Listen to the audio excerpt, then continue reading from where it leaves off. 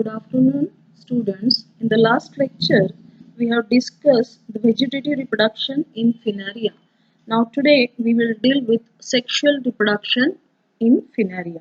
Now, students, you know that Finaria is monoecious. That means the male and female reproductive structures develop on different branches of the same plant. That means they may be called as autoecious also. The female branches usually grow more vigorously and become more longer than the male branches.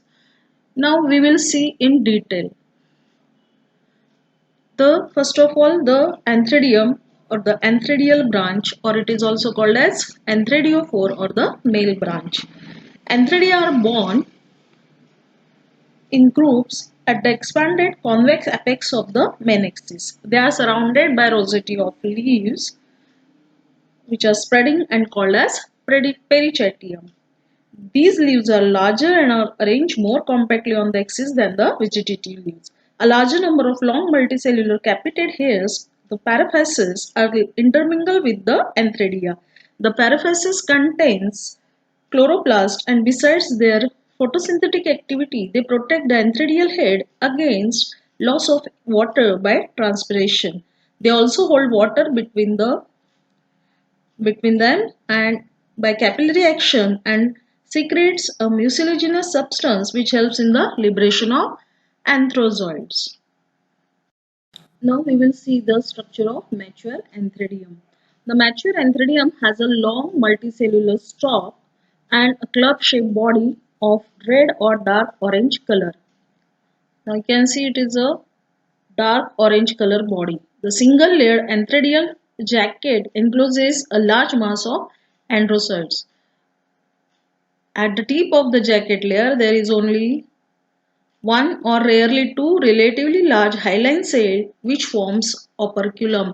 Now you can see at the tip, the opening it is called operculum, it is there. Now, dehiscence of antheridium. The dehiscence of antheridium takes place when the mature antheridium comes in contact with water. The inner and outer wall of the operculum cell absorbs rain or dew water usually collected in the antheridial head in between the perigonial leaves. The opercular cell thus becomes mucilaginous and swells up. The pressure within the opercular cell bursts it and consequently a pore is formed at the distal end of the antheridium. A viscous fluid containing androcytes oozes out, that means comes out through these pores.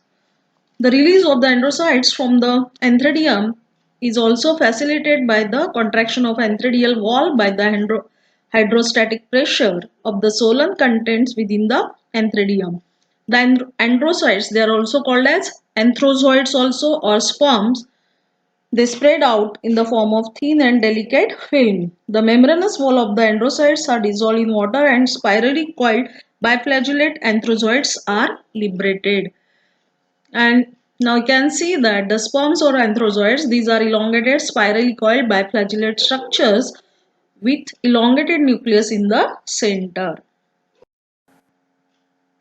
Now we will see the structure of archegoniaphore, that is the female branch, or it is also called as archegonial head also.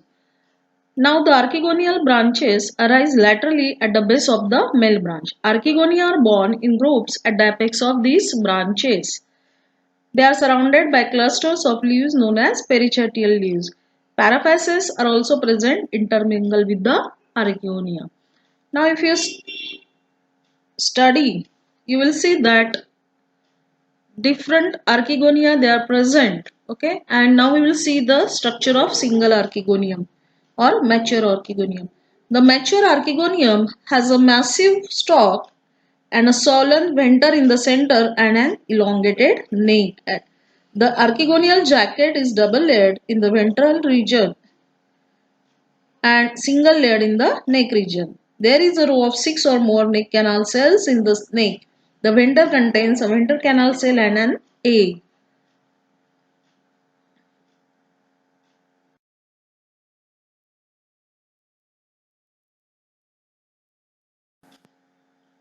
Now we will see the fertilization. In Finaria, the fertilization is carried out by means of splash cup mechanism. It is commonly called as splash cup mechanism.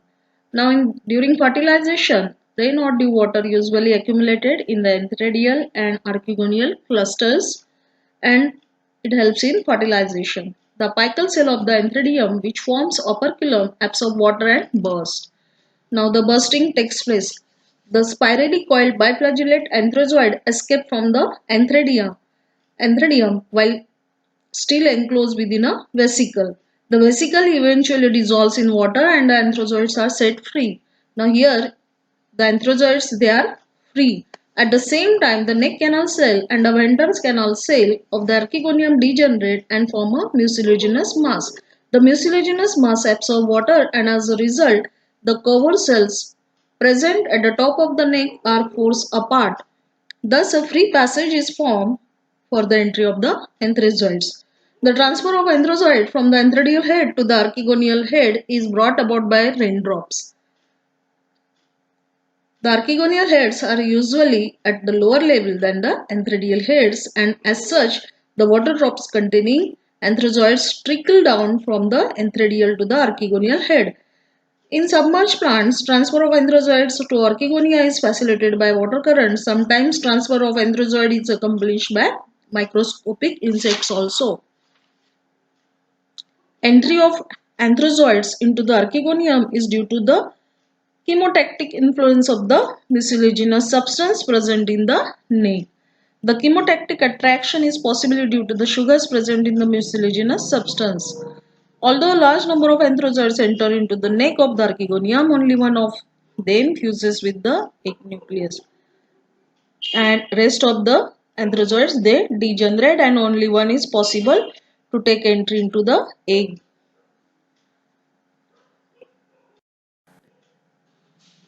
Now sporophyte. The resultant of fertilization gives rise to a structure. It is called as sporophyte. The diploid zygote formed by the fusion of the anthrazoid with the egg is the first cell of the sporophytic generation. The zygote soon secretes a wall around itself and increases in size before dividing.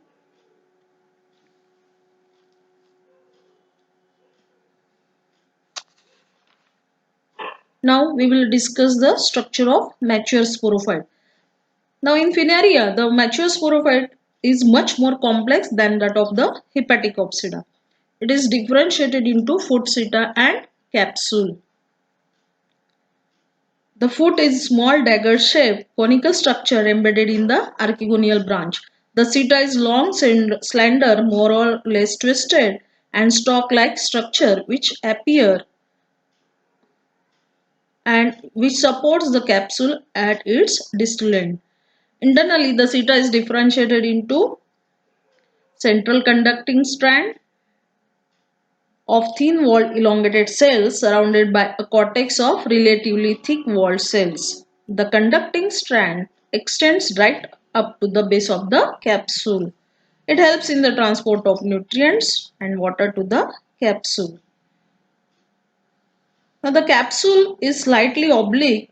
It is erect and green when young and but becomes bright orange and curved at maturity.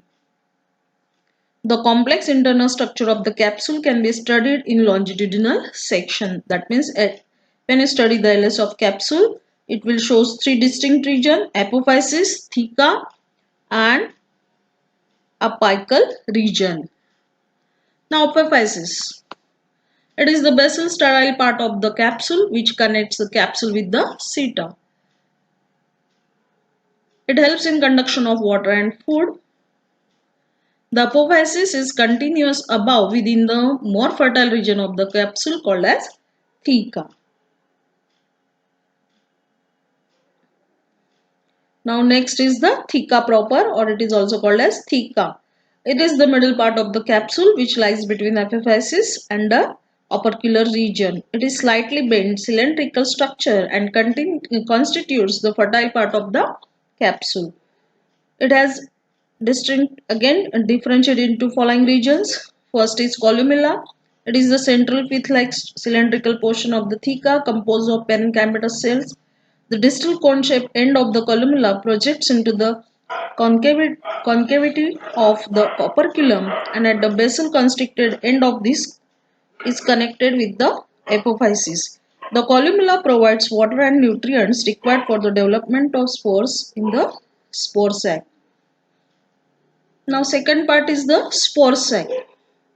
The columella is surrounded externally by two elongated spore sacs. The outer wall of each spore sac is 3 to 4 layers, whereas the inner wall is only single layer. In the young sporophyte, the spore sacs are packed with many spore mother cells.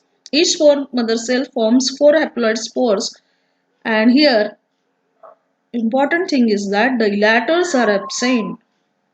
Now next part is the air space. A large air cavity is present outside of the spore sac. It is traversed by a delicate filament of an elongated green parenchymatous cells known as trabeculae. Now these air gaps they are forming the cells. They are called as trabeculae. The trabeculae extends from the outer wall of the spore sac to the innermost layer of the capsule wall. And next is the capsule wall. The capsule wall is composed of many layers of thin-walled parenchymatous cells. The outermost layer forms the epidermis. It is followed by 2 to 3 layers of hypodermal cells and they are less cells. Next, there are again 2 to 3 layers of chlorophyllous cells which with intercellular spaces which constitutes the photosynthetic tissue of the capsule. The innermost layer of the capsule wall is connected with the outer wall of the spore sac through the trabeculae. Now next is the third region, it is the apical region. The apical region of the capsule consists of two important parts, the operculum and peristome.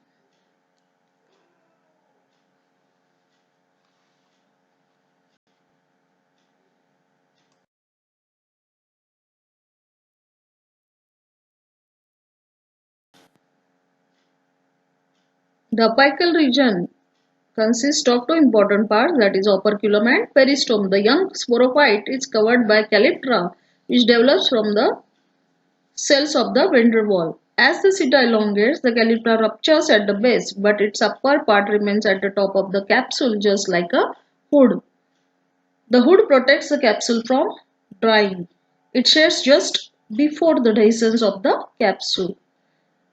Now contraction is present at the junction of the apical cell of the region of the theca proper, and immediately below this constriction there is a ring or diaphragm which is composed of 2 to 3 layers of radially elongated petrid cells, and the rim demarcates the upper limit of the theca proper. Now you will see the operculum. The operculum is a conical lid that closes the mouth of the capsule. That means it acts as a lid or cap-like structure. It is composed of 2 to 3 layers of thin walled cells. The outermost layer, which is formed by the epidermis, has cells which with thickened outer walls.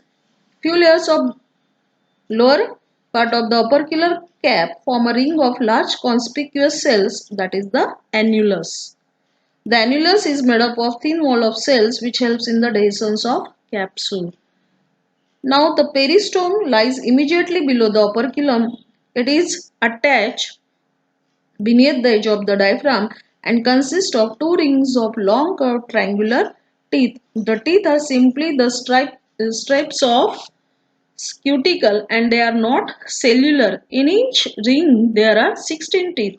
The teeth of the outer ring are thicker, large and red color, whereas those of the inner ring are smaller, colorless and delicate. The outer peristomal teeth are characterized by the presence of transverse thickening bands. The two rings of the teeth are arranged in such a way that the outer teeth completely overlap the inner teeth.